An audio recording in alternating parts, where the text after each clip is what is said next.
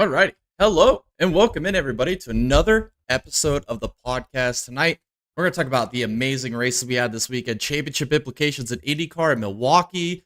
We had the World Endurance Championship at Coda, another amazing race in F1 at Monza, and then obviously the regular season finale of NASCAR Cup Series at Darlington, as well as an Xfinity race that I can't wait to talk about as well.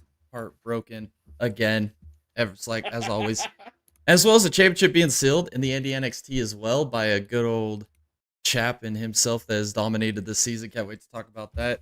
And then also we'll do our driver of the week, bonehead of the week, go over some point standings, and then we'll make preview and predictions for this weekend's races at Atlanta for the Cup Series playoff starter. And then we'll also give you maybe a little bit of playoff predictions. We're going to do maybe some of our eliminations by round, get down to our championship four, and then make our prediction who wins the championship. Kind of a little bit what we did last year with the grid. I might make another grid sometime in the next couple of days so you guys could stay up to date with who we picked. But we're going to get right into it. Tom, how are you doing today, man? Oh man, I'm ecstatic to be here, ready to talk about some racing, and we're just I'm excited to talk about some racing. We had some good racing this weekend. Yeah, we did. That was fun, man. I enjoyed it. Another good weekend of racing. First bit of news. Ekis to colleague in the Xfinity series. Like, I think we just said this before we went live, but I think it's career ender, man. We'll never hear of this guy again. Yeah, Colleague's got to turn something around, man. I mean, hopefully they get a step in the right direction with Ekis, right? But I don't know. I don't know. That team is looking dim. I mean, I guess you take the opportunity when you get it, but dang, I can't believe colleague. I mean, dang. I like Ekis too. I think he's a really good driver. I think he could potentially win the championship this year. I think we said it earlier. I think we both pretty much agreed on our championship floors with Ekis, Majeski, Heim, and then Enfinger, but we'll see how that plays out as the rest of the season goes. But Ekis is definitely, other than Heim, I think he's the championship favorite right now. So, yeah. I guess if you're going to take the move, you got to make the move when you get an opportunity. And I guess that's kind of the foresight there. Also, I like this news, man. I love road racing in NASCAR. I think it's the best. And we're getting Lime Rock Park for the Truck Series.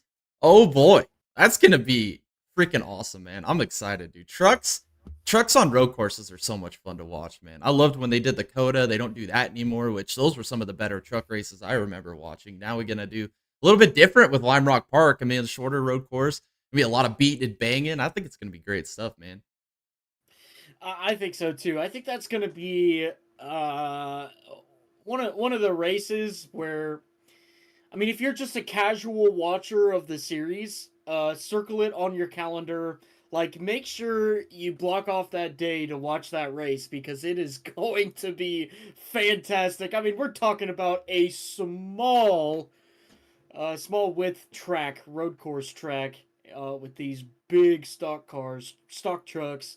It's going to be impressive. It's going to be fun to watch. People are going to get so mad. I'm so ready for it. It's gonna be great, dude. It's like the It short is. track of freaking road courses, man. It's such a great track, man. I love it, dude.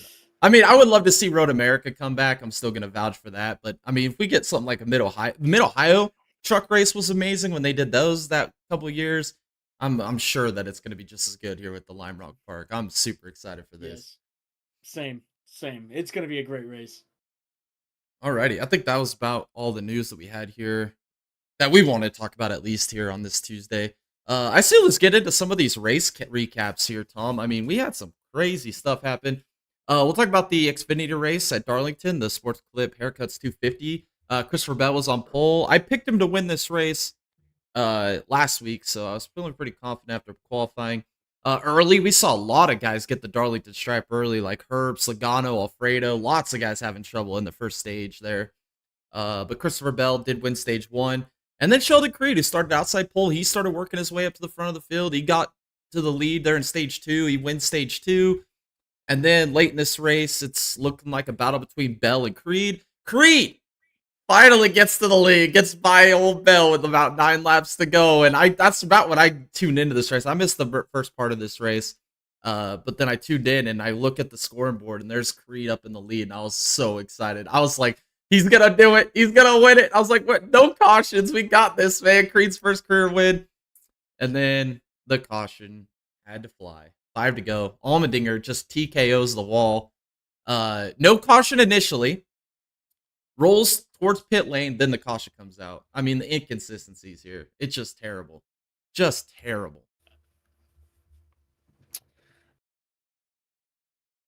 I mean, we've been talking about it for like 2 years now. You know that guy, like I said last week, he had that pole right there on the button. He was ready to go. Oh, man. I swear, it's not even just Creed ruining races for himself. Now we got the NASCAR officials, like, manipulating stuff to ruin him from winning a race. I mean, this guy can't buy a break. The whole world's stacked against him now. I liked his comments after the race. He's like, bro, I'm literally not getting paid. Yeah. I'm just here to race, dude. Oh, man. Yeah, that blows. Yeah, it blows. I mean, the race wasn't over. I mean, we had the pit stops to come. Obviously, going to take tires against Darlington. It's an absolute cheese grater on tires. They had the bad stop, lost their spots, and then Christopher Bell was on the front row, had a good stop. He ends up going on to win the race. Creed, what? Thankfully, it wasn't a P2. I'll take a P3 instead. I'm kind of tired of this whole P2 trend for Creed. But yeah, it's just heartbreaking, man. When's he ever going to win? I mean, it's just terrible. This is the one that I kind of circled in the offseason because I was like, man, like Darlington, he's really freaking good at Darlington. Like, he's proven to be good at Darlington, and he had the winning car. He should have won that race, and it just didn't happen. Yep. It's so sad, dude. It's typical.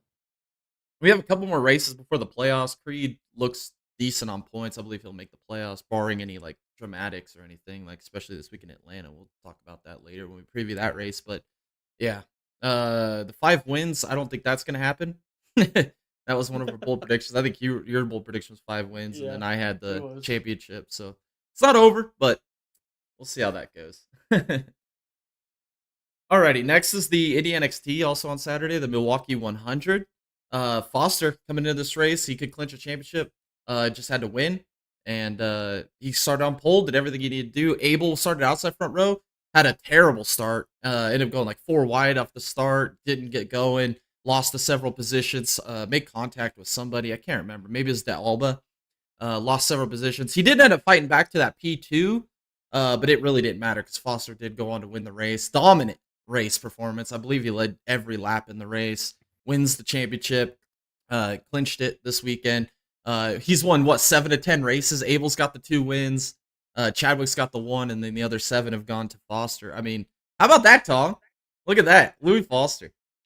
What a Chad! Look, I've been such a believer since Detroit of last year. I stuck with this guy every freaking race.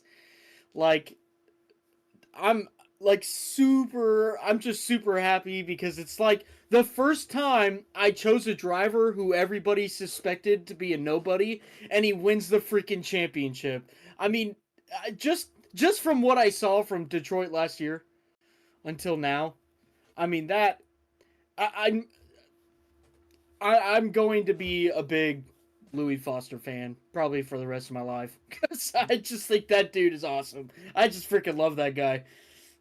Yeah, I think he's freaking awesome, man. I'm just hoping he gets an IndyCar ride. I mean, it looks like with the charter system and the limiting rides, I mean, the opportunity might not be there next year. I hope it is, man. He really proved it this year. I mean, even when Nolan Siegel was still running, I mean, he was outpointing Nolan Siegel, and Nolan Siegel's up in IndyCar now. So it's like, I don't know, man. I think he is the top crop there in the Indy NXT. He deserves a ride, deserves an opportunity. It's just, will there be one for him? That's the only downside. But so we'll go to Nashville. He's got a chance to win one more race. The championship sealed. Maybe somebody else will surprise us, but that'll be 2 weeks from now. But yeah, Louis Foster clinches the Indy NXT championship, our first championship crowned here in 2024.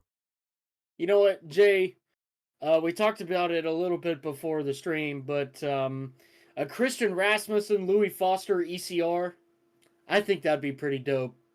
That would be really dope. That would be pretty dope. That would be really dope. I'm here for it. And you know, even if the charter system, you know, goes into effect, old Ed Carpenter can still run his oval races.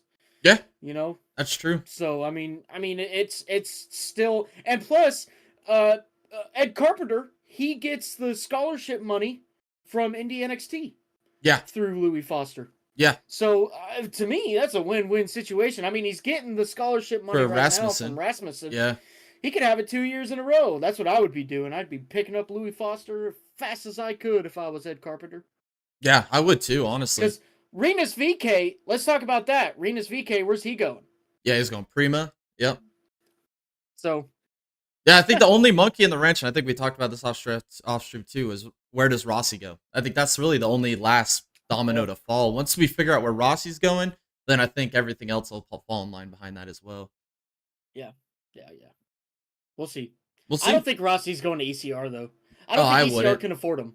Yeah, I think it's either going to be Ganassi if Ganassi's willing to drop one of its hot prospects because they got Simpson, Lundqvist, Armstrong. I think Armstrong's probably the one they're going to keep.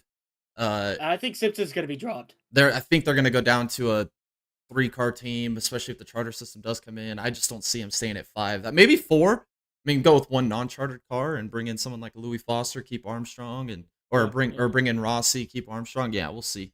But yeah, it's gonna be interesting to see what the silly season does with IndyCar. Formula 2. I just talked about the winners. So in the sprint race, Oliver Behrman wins, and then in the feature race, Bortoleto wins off of some strategy. He got a safety car there on lap 8. Had already made his pit stop and cycled to lead and was able to hang on to it. So congratulations to those guys getting wins this weekend in Formula 2 at Monza. But I really want to talk about the Formula 1 Italian Grand Prix. Oh boy. Lando qualifies on pole. I got the new nickname for Lando. I think I texted it to you on Sunday, but it's Can't Go Lando, man. This guy cannot start at all. I mean, he got the start jump into turn 1, but he fell back to 3rd by the time they got to the backstretch chicane. I mean, he lost the spot to Piastri. What a move though by Piastri. Unbelievable move. That was impressive, dude. I was thrilled with that move. And then Leclerc also slips on by, which was unbelievable. I was like, I think we said that in the podcast last week, or maybe it was you that mentioned it, and it was like, watch out for Leclerc, because Leclerc was going to be that kind of that sleeper guy to watch for Ferrari home race. You know, maybe they'll have the pace. They always seem to turn up at the end of the year. We're getting to that point. So it's kind of surprising to see him. Well, not surprising to see him move up there to that P2 position. But the strategies, right? So, Ferrari was on the one-stop strategy with Sainz and Leclerc, and then both of the McLarens went on the 2-stop strategy. Norris had lost the leads and the position to Leclerc, so he had lost a lot of time. He had to battle for 5th with Verstappen. He was trying to drive through the field late. Piastri just had to get by one of the Ferraris or both Ferraris. He was never able to do so. Lando did eventually drive up to 3rd, get the fastest lap. Leclerc goes on to win the race off the one-stop strategy. Reminiscent of Lewis Hamilton from Silverstone, right? What a great drive from Charles Leclerc, man. I was super happy to see that. That was a freaking phenomenal drive. Look, we're talking about the same team who choked every freaking race last year. I mean, we're talking about the strategy team that could have been employed, at UPS and still, they should have went to UPS. It was an awful strategy team, awful team just in general. I mean, some of the things that they pulled off last year was so embarrassing. I mean, I can't believe there wasn't news articles of people getting fired week in and week out. I mean, it was that bad. And to pull something off like this, I mean, freaking masterclass, man. That was such a fun. It was just like Silverstone, man. It was such a great and fun race to watch. Career-defining drive by Charles. I mean, he's had some good drives, don't get me wrong, but this has got to rank top 2, top 3 for him, because what a freaking... I mean, he was battling tire graining. He was battling literally the fastest car in F1 right now, and he still beat him. I mean, what an insane drive by him. Huge kudos to Charles Leclerc. That was just a freaking amazing drive. Yeah, it was great. I mean, I guess the only way to counterbalance the terrible strategy team is you just make one pit stop. You just take it away from them. Yeah, great stuff by Leclerc. My bold prediction, my first one's correct. I mean, Tom's got a couple. I have had zero. I've had terrible luck. I finally got one, man. I said Charles Leclerc was going to win 2 races this year. And how about that, man? He wins at his home Grand Prix, and then he wins at his team's home Grand Prix. I mean, if you're going to pick 2 races to win, I feel like those are the 2 you got to win in the year, you know? So great job by Charles Leclerc. Point standings after this weekend. I mean, again, Lando closing the gap down on Verstappen. It's down to 62 points now. And then Leclerc's 84 back. So I think it's really just a 2-person championship battle right now. Unless Ferrari just absolutely goes on a complete tear and Red Bull falls off worse than they already are. I mean, look. This was the race for Red Bull to showcase that they were catching up. And they did not showcase a freaking thing. No. Nothing. Red Bull is cooked, man. Red Bull is in some serious trouble of losing this championship. Forget about next year. Next year's already over. Yeah. All right? Let's try to salvage this year. Okay? Because what we saw out of Red Bull this weekend is very, very troubling. Verstappen couldn't even do anything in that car. I mean, it was like he was just stuck. You know? I mean, look at well, we'll get there. But so Leclerc can do something, right?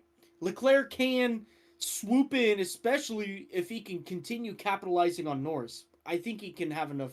I think there's time, especially if Norris gets in his own head like what he did in Austria. Yeah, it can happen. It can happen. So I think Leclerc could definitely still be a contender. Norris, he's got to get those starts under control, man. He's 100%. Piastri is leaps and bounds better than him. He will pass him every time if Norris does not figure it out. Norris needs to figure it out in order for him to stay ahead of Leclerc, really. But look, Red Bull's cooked. They're holding on for dear life right now. They're hanging on by a freaking sewing thread, man. Like I want to know what their competition meetings are like, because I feel like it's that one scene from that movie where Hitler's with all of his generals, you know, in the underground bunker, and like Christian Horner's just sitting there screaming at all these guys, and then he realizes defeat. That's what it's got to be like, man. It's got to be terrible. It's just got to be so terrible.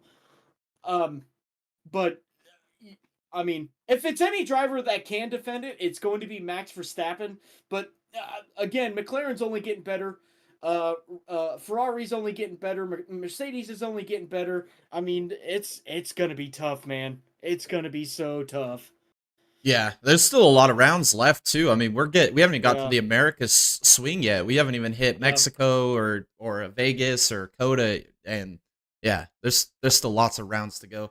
62 points is manageable. I mean, as long as he continues to score in the top 5 of points, but Lando can't win every week, you know? Yeah. Like, that's the thing. I don't know. His car's only going to get worse. Yeah, it's not getting better. Using the same freaking floor from Bahrain. The same floor. You know, I mean, it's like they're not progressing in anything. And any upgrade that they bring to the track, it's worse. It's worse.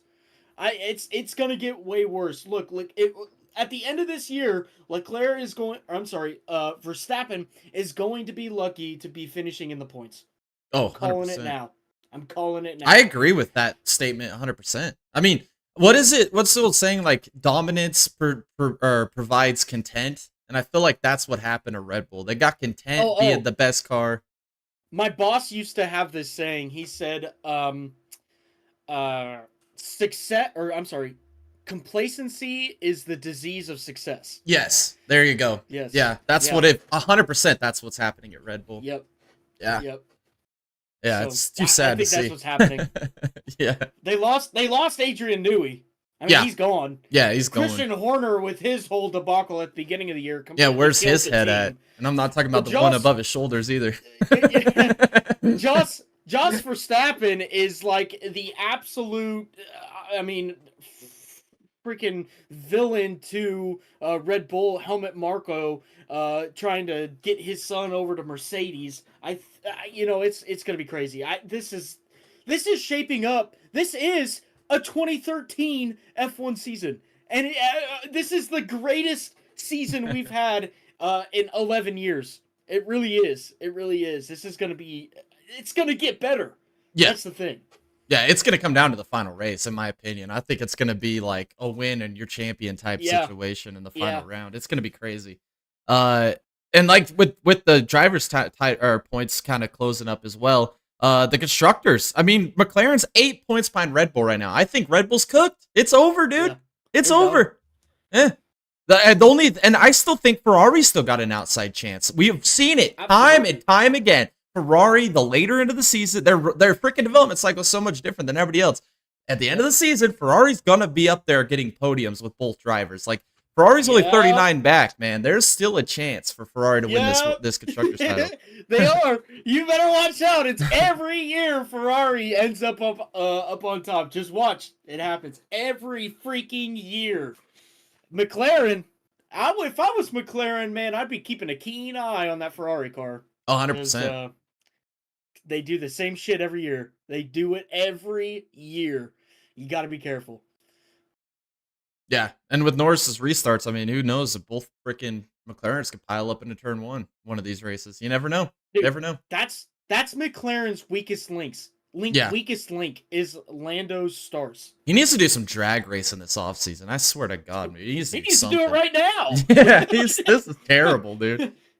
Yeah, he needs to take like they're not racing this weekend. He needs to come down to the United States and go run some like pro stocks on a drag course or something. Just hit the 1,000 feet and fucking go for it. Dude, yeah. Just freaking get your phone out and do it on Forza. Yeah, dude. Just learn. That's what he needs to be doing like 8 hours before the start of the race. Yes. Just straight freaking launches. That's all he needs to be doing. Just dedication. Screw everything else. You can manage that when it comes. Just get the freaking start down. Can't go Lando. What's he gonna do next week? So yeah, that was the Formula One Grand Prix race recap and the point standings after this weekend's race as well. It's gonna get close. It's gonna get great as this Formula One season, like Tom said, probably the greatest we've seen since like 2012. So it's only gonna get better. I'm excited. Also on Sunday we had the World Endurance Championship making a trip down to the States this weekend at COTA, the Lone Star Le Mans. We saw the number 51 Ferrari on Hypercar pole, as well as the number 27 Heart of Racing on GT3 pole. Early in this race, I called it in the podcast last week. I said that the Alpine was gonna be quick, man. They were up front at the beginning of this race. Then they obviously had that contact with the number 2 Cadillac. It was Hadsburg behind the wheel. The Alpine ran into the number 2 with Caddy with Bamber, ended up getting that drive-through penalty. Really kind of cemented their race from there. The Cadillac had a little bit of damage. Their race was kind of over from there. And then the Ferrari weirdly spun out, going through, the big S section, ended up having some issues. Their race ended. Iron Dames, they were qualified up front as well. I think they qualified second right behind the Heart of Racing team. Ran inside the top 3-4 all pretty much the first half of that race. Then they end up having that contact with the number 55 Corvette. Got a lot of damage. They had to pull it behind the wall. The Corvette had to do a little bit of repairs as well. That was sad to see. That's not what you expect to see from Iron Dames. I don't think we've seen him make a mistake like that ever. I mean, that was a 1 in a million. That was kind of weird, wasn't it? Yeah. But man, it's like they do so freaking good though. Yeah. They're so much fun to watch. And it's even better that they're all women. They're actually freaking good. I mean, it's so refreshing to watch, I think it's whatever. At least they qualified P2. There's not a lot of people that can say that. Yeah, and they would have been podium, I think, by the end of the race. Oh, absolutely. I mean, that move, just the late dive bomb move, I just don't think it was really worth it. I could see that maybe they thought they had the angle for it. I don't remember exactly who was behind the wheel at the time during that incident, but yeah, I think that maybe just a little bit more patience there. I think they had the better pace in the Corvette anyway. I think it would have been fine. It's just, that's racing, man. Sometimes you make mistakes and you have to play the ultimate sacrifice for it, and that ultimately ends their race. What about that crazy moment when the number 8 Toyota ends up running the points leader, the number 6 Porsche, almost down into the wall? Like, that was freaking dumb. Crazy dumb. I mean, it did more damage to the Toyota than the Porsche. What were they thinking? I have no idea. I have no absolute idea what was going on there. I'm still trying to figure that out. I mean, it was entertaining. I mean, I'll take the entertainment value of it, but I mean, it's just, It didn't make a whole lot of sense What to was me. it? Like 3 hours left in the race or Yeah, something like that? yeah. Like not a Like, major point in the race, to be doing any crazy yeah. stuff. I just, Yeah. yeah, I don't know. I lost. I don't know. That Slap was a interesting. 15 on it. Slap a Oh, 15 on well, it. slap a backyard go-kart track on it. Yeah. No doubt. Oh man. But after that, I mean, the AF Corsa wins the race, and Hypercar, the number 83, because their big competition was the Ferrari. When the Ferrari went out, pretty much gave complete control there to the AF Corsa. Awesome job by them. I said this before the podcast. I was talking to Tom, but I'm glad that they got this win. They deserved a win this year. We know what happened to them at Le Mans. They were dominating that race. They out-strategized everybody around them through the rain cycle at the beginning of that race. They ended up running the BMW into the wall, brought out all those safety cars. They ended up getting the time penalty from it. Really never recovered. Still finished, I believe, like 5th or 6th in Le Mans. But they should have won that race, in my opinion. They had the pace. They had the car to do it. That penalty really set them back. So congratulations, Kubica, Schwartzman, and Yee on their winning hypercar. That was a great job, dominant performance. And as well as a dominant performance by the number 27 Heart of Racing machine with James Mancinelli and Riberas. They dominated the whole race. I mean, what were they up by, like 20-something seconds by the end of the race? That gap, I mean, unbelievable the pace that 27 had. They ended up getting the dub in GT3. Point standings. This is something we got to talk about here. We got 2 rounds to go. We got Fuji and Bahrain left. And the point standings, man. We've got Porsches with Latour, or the number 6 Porsche with Latour, Estrie, and Vanthor. They're only 12 points up on the number 7 Toyota with Kobayashi de Vries, as well as 12 points up on the number 50 Ferrari with Fiuco, Molina, and Nielsen. Wow. This is going to come down to the bitter end, too. 2 rounds to go. I mean, 3 teams still really mathematically eligible to win this championship. Well, there's more than that. Once we get to the final race, it'll eliminate a lot more people. But yeah, this is crazy, man. This is going to come down to the bitter end. Porsche trying to dethrone Toyota. Ferrari's still in the mix. Can they dethrone both of them? I mean, these have been the best 3 manufacturers all year long. I mean, they're the ones that are getting all the wins, getting all the podiums. I mean, I don't think you can ask for better than this, man. But these three manufacturers with their premier car all up in the points, so this is gonna be great down to the end. Yeah. What we got? 2 rounds left? Yeah. Is that right? Yeah. 2 rounds left. This is. Look, Jay, at the beginning of the year, we said this was going to be the best racing season to date, like, ever. Holy hell, did it start off bad. Yeah, it did. It was a rough one there, boys. but it's getting better. It's getting a lot freaking better. Yes.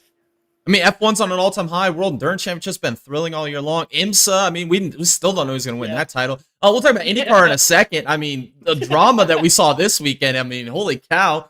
And then, who knows, maybe we'll get a good playoffs in NASCAR. We got a weird schedule. We'll talk about that later, too. But, I mean, the playoff schedule this year and the rounds, it just lends to some crazy Mickey Mouse stuff could happen. So, yeah, this season's been wild, and I'm excited for it to get closer and closer to these championship fights. I don't really want to talk much about the ARCA race, the Southern Illinois 100.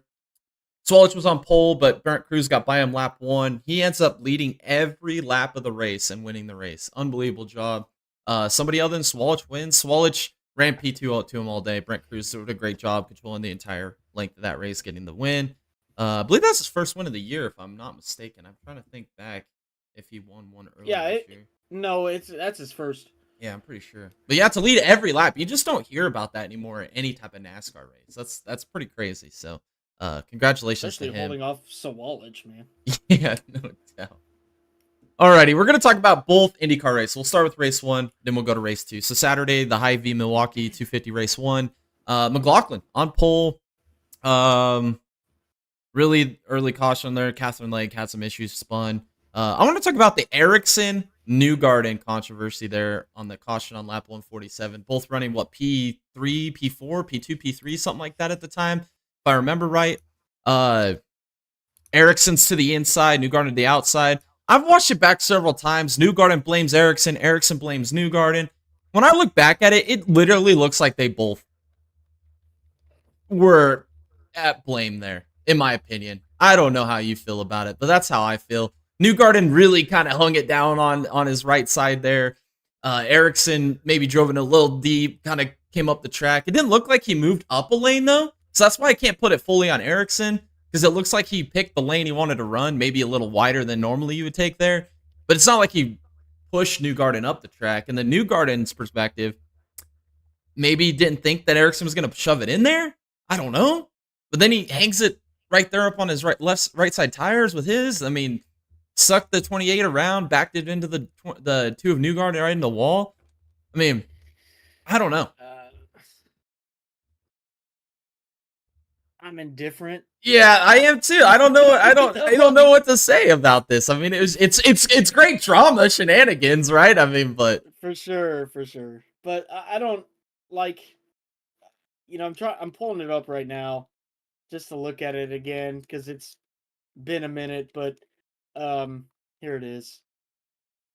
So let's watch this real quick. I mean, look, we all know the racing line is above that new patch. Right. Asphalt on the bottom. Ericsson was just trying to keep his car above the patch, and Newgarden squeezed him down. I mean, cool.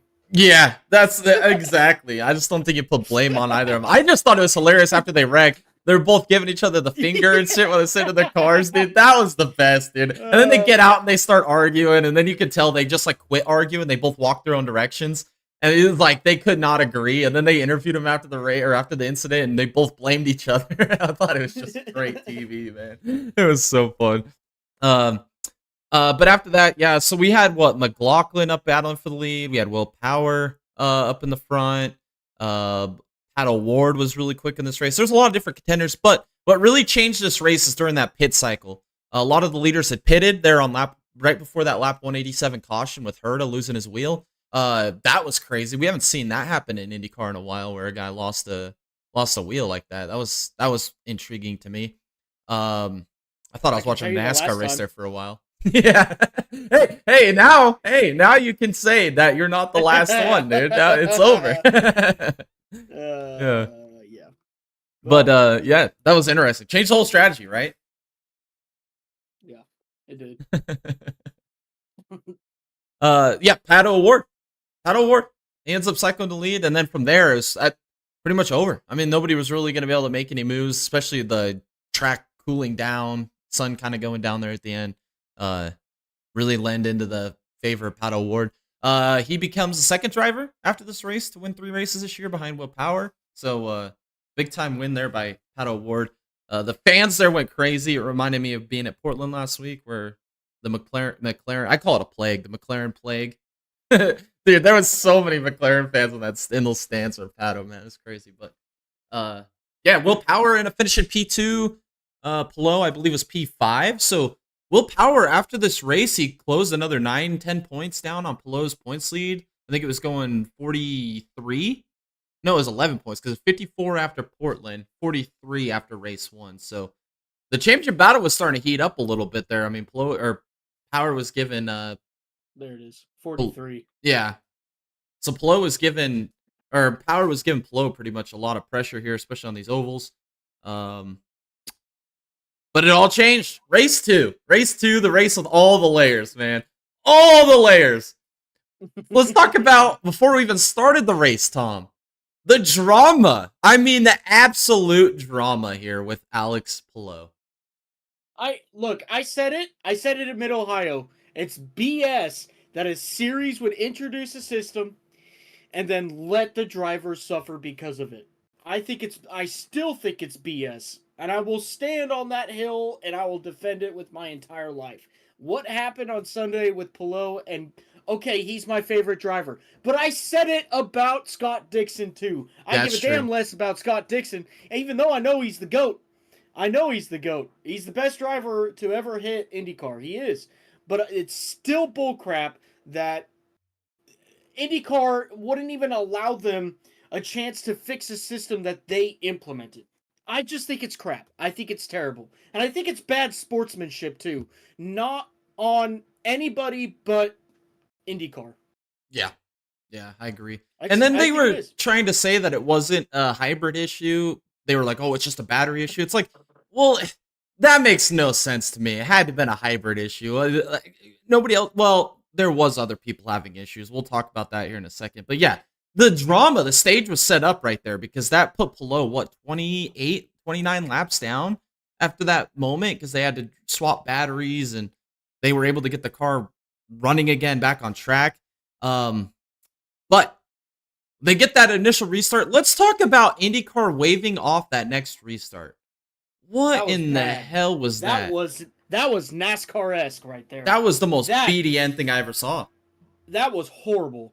They were literally waving the green flag, and then you hear all the spotters calling it off, going another time around, and it's like people are already going. Mm-hmm. People are already going. IndyCar screwed that up so freaking bad, man. So freaking bad. They screwed it bad. Yeah, and it was at the expense of Pato Ward, I believe, damaged his front end plate there. I think it was Rossi. Or maybe it was Rossi. Yeah, it was one of the McLarens. Rossi and Newgarden. Yeah, and then Armstrong and Newgarden were on the first and second row. They got ran over by Lundqvist, which you can't put any blame on Lundqvist. The green was out. So it's like, and then Newgarden, his interview after that was pretty hilarious too because, well, I don't remember her name. It was Georgia something. The pit road reporter ended up asking him, man, this is rough. 2 days in a row, you have issues. And he's like, why the hell would you even ask me that? He was all pissed off, frustrated. But yeah, it was a rough weekend for Newgarden. Sucks to suck, I guess. I don't know. He started on pole and gets screwed by IndyCar. I mean, I don't know what else to say, man. I feel like this could have been instant karma for that whole Long Beach thing and the no remorse, or not Long Beach, St. Pete with the no remorse. Yeah, it could have been like some late season like everything comes back around type thing, you know? So, yeah, I don't know. That kind of sucks for them. Armstrong got taken out as well. And I think Armstrong had a really fast car. I think he would have been in contention for a good solid top 5, top 10. Good stuff there. Let's see. Who else had issues with some power and electrical? I know Nolan Siegel ended up going out of the race there with some issues. Old Cooter trying to back up his podium finish. We forgot to talk about that in race 1. Old Cooter on the podium. Couldn't believe that when I saw that. I thought I was living in La La Land there for a second. Hell froze over once again. But yeah, he had some issues there as well. David Malukas, he was running P3 at the time. His car ended up just dying on him. Had no power. Ended up ending his race. I think he would have been a contender for this win, especially at the end with McLaughlin as well. Stingray Rock. How all the hybrid systems that are screwing up, not one has been a Penske. That's true. Yeah. Conspiracy. It's been everybody else, but Penske or Penske McLaren. No, Siegel this weekend. Never mind. Yeah. Yeah. Penske and Foyt. Penske and Foyt. Two. Yeah. Where's the connection there, you might ask? Well, by God, Penske owns the series and Foyt's got a technical alliance. Facts. Put on the tinfoil hats, ladies and gentlemen. No doubt. It's true. I mean, you bring up a great point. I mean, honestly, I don't think we've seen any of those 5 cars have issues. So yeah, that's a good point you bring up there. Yeah, a lot of people had issues, but the good thing is it allowed Palou to gain more points on track. So he was looking like he was going to finish dead last. And then there was a point in the race where he looked like he could get up to like a P20. So it was like, okay, minimize a little bit of damage. I mean, at one point, I think it was like lap 44, 46, something like that, early in the race, McLaughlin ended up getting passed by Will Power. Will Power took the lead. And at one point in this race, dude, Will Power was your championship leader by 3 points over Palou. I mean, with all the issues and everything, I mean, obviously Palou still, even if Power would have won, Palou still would have left with the points lead, but it would have been in single-digit numbers. But at one point, Power was leading this race and looking like he legitimately was going to take the championship fight to him. Then we had a caution with Stingray Robb. And the next restart, oh God, 2023 Will Power surfaced again. He gets on the gas and just loops that thing around. What the hell was he doing? And then he ends up damaging the right front end plate on his wing. They didn't replace it initially. Then they brought him in to replace it, loses a lap. Like, what are you doing? You're in a championship battle, man. Like, there's only 9 cars on the lead lap. Just stay on the lead lap. You could still get a good finish. Well, there was just a duh or an L all the way around from driver to crew. I mean, what a failure from Will Power, man. Did you see that coming? I didn't, dude. Well, we know they're not going to have problems with the hybrid, so whenever a driver chokes, call in Hung Money because they're Hung taking money. they're taking some notes. Oh man. Yeah, that was bad. That's not what champions do. I mean, yes, you wouldn't have left with the points lead anyway with the amount of attrition we're seeing, but still, like to go into Nashville on an oval in a Penske car, only single digit points behind Pelot. I mean, I like my odds in that situation. And then they threw it away. They threw it away. The points now, we'll talk about that in a second. But yeah, threw it away. And then we get the final sin of this race. It turns into like different strategies. So most of them, like Dixon, Rossi, McLaughlin, Ferrucci, a lot of those guys up front decided to go for the 2-stop to the end. And then Herta went on the 1-stop to the end. And Herta did cycle to the lead with the 1-stop. But McLaughlin, way fresher tires. I think he ran Herta down from like 10 seconds back on that final stint. Got by Herta.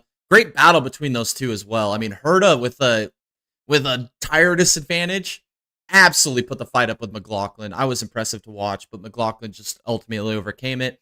And he becomes the third driver now with 3 wins on the season. And that'll put him into the third in points as well. What a race, dude. What a race. What did Pelot finish? 19th, 18th, something like that. He did end up getting back a lot of those positions. So, I mean, that's a championship drive right there, in my opinion. They didn't give up. They didn't quit. They kept fighting. Right. Attrition happened, and they ended up pulling off the best result they could have possibly got. And we'll take a look at the points, but right now, going into the final race, McLaughlin's 50 back. I think that mathematically eliminates him. And then Power's 33 points behind Pelot. So Power's going to have Pelot is going to have some type of big mistake for Power to win this championship. I think Pelot's got it, man, with 1 race to go. Season finale in Nashville. Yep. Pelot can't have any mistakes. Can't have any Penske doings happening to him. You know, he's just gotta, like, look, if he finishes 5th, 6th, 7th, 8th, I mean, he 10th, loses a couple points to Power, but Power can't make it up. No. So just play it chill, all right? Stay out of the crap. When Ferrucci comes up behind you, just let him go. You know? And, if you're around Cooter, get by him or let him go. Yeah. Whoever drives the 41, just let him by. Let him by. But yeah, I think Pelot's in a really good spot right now, and just don't screw it up. That's just nice, consistent drive. Bring home the points, and bring home the championship. Yep, I agree. I think he's got it. There was a point there, man. I swear, I was like, Power might actually win the championship. There was a point in time I was thinking that was going to be the case, and he choked it. Absolutely choked it. That'll be one of the biggest choke jobs of the year, right there. Money Jr. Oh man. Even if he would have won the race, I mean, he still would have had the most laps led. I mean, still probably would have finished P3, P4, even if they didn't replace. I just don't get the logic there. I mean, he could have went with the Herta strategy, even with the damaged wing, went on a 1-stopper, which he did anyway, but he was a lap down, so it didn't matter. And he still probably could have finished in the top 5 by the end of that race. I mean, look at that. I mean, the points right then would have been, with Pelot getting up to 18, would probably have been like 15 points, maybe. That would have been half of what it is now. It could have even been better than that. It could have been like in the single digits if you would have won the race. I mean, it just you can't choke it like that. Not in this first of a championship battle, but that's racing, man. Champions are made through every single race, every single lap. Pelot proved that at Milwaukee this weekend. What great racing, man. The return of the Milwaukee Mile for IndyCar. I liked it, man. No doubleheader next year. I think next year they're running a 500-mile race there. That's going to be nuts. That's going to be nuts, dude. Oh, that's going to be a race. Yeah, that's going to be freaking nuts. Man, that would be a race, man, I would love to go to, honestly. Maybe I'll put that on my bucket list for next year. Maybe I'll go there and do that when it's out of Portland. I don't know. Yeah, that's going to be nuts, man. And it's also, again, I believe next year, the second to last race of the season. So it's going to have same championship implications, 500-miler. Oof. That's going to be a race of attrition right there. But it was great racing. You saw lots of passing. It reminded me a lot of Gateway a couple weeks ago. Like, this hybrid package, I mean, I'm with you 100%. I don't think they should have introduced it this year and with all the issues and everything everybody's been having. But I like it, man. It really, this oval racing is freaking top notch right now. So on it these works. types of tracks. Yeah. It works. And it's great. Look, I think it's a great package to bring to IndyCar. What I don't agree with is the reliability of it all. Yeah. I mean, you just can't look if you're going to introduce something. You better put your left nut down, saying that look, this is going to work. There's not going to be any issues. And you know, they didn't do that, man. They just was like, yeah, we'll take some hybrid technology from here, from there, from a freaking Toyota Highlander. We'll put it in there, and like I feel like there's no R&D work on it. They No. just said good luck. Yeah. Yeah. Well, I mean, when they kept delaying it, I knew there was probably going to be issues. Yeah, I have confidence in IndyCar, though. I mean, the bugs will get worked out, and I guarantee For by sure. next year, especially with the off season, we get some more testing and stuff with it. By next year, I think if we see a hybrid issue, it'll be one a season, or like maybe two a season. It won't be like major issues. So I'm really confident. But I love the package they have right now in oval racing. yes, yeah, It's perfect. I mean, the Iowa got ruined because Iowa race wasn't too great, but I think a lot of that had to do with that freaking repave that they did there. They should never have done it. They did it for NASCAR, and they ruined the IndyCar race there. But other than that, man, I think it's been good. Milwaukee was good. Gateway was good. Indy was top notch. I'm excited for Nashville. I think Nashville's going to be freaking nutty, dude. I'm excited for Nashville, dude. Like, I was super skeptical because I'm not a huge fan of the Nashville street course, but I mean, we had a couple decent races there. So that going away kind of disappointed me that we're going to Nashville Oval. But now with this package and how this race is, I can't wait to see it now, dude. I think it's going to be freaking entertaining. It's going to be must-watch TV. So yep. I'm excited. That's in 2 weeks. We're going to crown a champion, which looks like it's going to be hello, Palo. Oh, man. Alrighty. Let's talk about the NASCAR race now. The final race of the regular season. Bubba Wallace qualified on pole. He was on the cut line. He needed a big day. Old Truex, man. Old Truex, dude. Mate, lap 3. What are you doing? He's cooked, bro. He's done. Truex is done, man. It's heartbreaking for one, but it's funny at the same time. It's like, I mean, we have Will Power, Martin Truex Jr. Like, probably two of the greatest in each series to ever do it. And what were they doing, man? This weekend was awful. Collects Blaney. Blaney gets wrapped up in it. But the good thing for Truex, though, is he had enough points. We said it on the podcast like the last 3 weeks. Truex is going to be fine on points. No matter how terrible this weekend gets, he's going to be fine on points. And he was, ultimately, at the end of the day. So, yeah. Thank Truex, man. I can't wait to talk about our playoff predictions, but I just do not feel confident about Truex going into these playoffs. I mean, his season has just progressively getting worse, man. Like, the reliability ain't there. I mean, you can't finish races. The pace is off. Like, Yeah, I agree. they just packed it up and they're done, ready to go on to next year with Briscoe. Like, what is going on with that 19 team, man? Tinfoil hat moment, maybe. I don't know. Maybe he just doesn't care anymore. Maybe he's done. Maybe he's mentally checked out. Maybe he's ready to get on a fishing boat somewhere in Florida. Yeah, Still off into the sunset. Oh, man. But yeah, that was really the only incident. And then we ran green for all stage 1 and 2. Larson dominant. What did they say at one point in the race? Lee Diffie. Lee Diffie's a god, by the way. I know you texted me saying that, but he is the best announcer, dude. He's so good. At one point, he brings up, he's like, every time or whenever Larson's led 200 plus laps in a race, he's got a 30% win percentage. And right when he said that, I knew it was over for Hung Money, dude. It was done. He was done after that.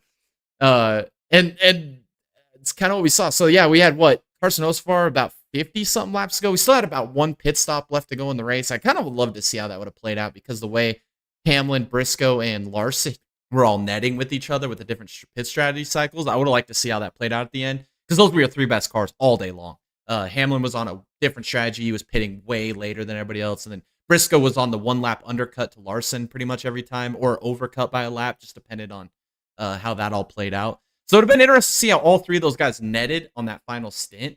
But we didn't get that, unfortunately. Just a lot like Daytona. I would have liked to see the green flag pit cycle and how that race would have ended last week. Kind of same here with Darlington, a little bit left to be desired. But chain of events start with Hocevar, your outside pole sitter. He ends up spinning.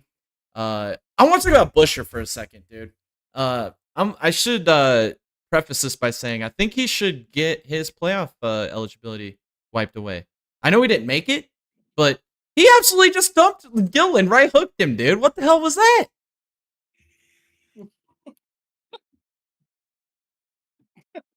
I mean, goddamn. That was worse than Austin Dillon, in my opinion. That was bad. That was a racing deal. They made a little bit of contact on the exit of 2 with like 40 laps to go. That's racing at Darlington, man. You don't have a hissy fit, man. I think he was just stressed out because he was losing all those points to Bubba, and he was just at a freaking meltdown.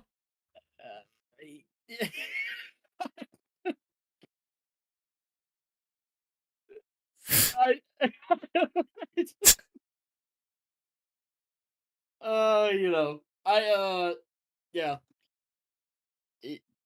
It's great. Everything's great. Oh, man. I think Gillen deserves a good shout out after this race, though. He ran top 15 all race long. He was like the hidden gem during that race. I was watching his, like, most people when they watch races, right, they focus on either their favorite driver or they focus on the battle for the front. I was focused the whole race on Gillen. Like, there was at one point like 18 cars on the lead lap. Like, most of the, like, Elliott was a lap down. Suarez went a lap down, McDowell, Bowman. There was a bunch of like really competitive race cars that went laps down in this race. Freaking Gillen was on the lead lap the whole race inside the top 15. What a great job by Gillen. Like, again, proves to me another reason why I think Gillen is the future of front row. I think he's going to be a future Cup winner and multi-time winner. I think he's got the talent. So that sucked to see that happen to him. I still think he came back and finished in the top 20 though, didn't he? Pretty sure. I mean, I know he wasn't done after that wreck.